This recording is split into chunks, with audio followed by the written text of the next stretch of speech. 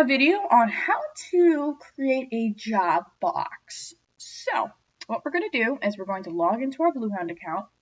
Then we're going to navigate to the left bar right here, this little area. And then we're just going to scroll down to job boxes. We're going to click on job boxes. And as you can see, oh, you can't see them right now.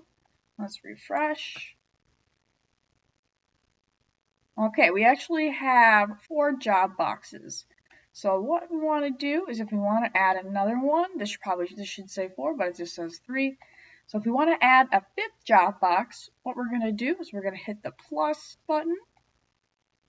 And we're going to add our next job box. Let's say we're going to add job box number 5. We want to assign the job box. We're going to assign it to a job site.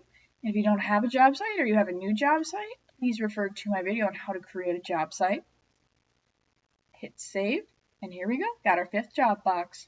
You need to add tools to your job box. Please refer to my video on how to add tools. You need to edit your job box. So like say, for example, this is wrong. It says 3 and that should say 4. And since this says 3 and it should say 4, we'll go to this edit job box button right here. We will change the 3 to a 4. We will save it.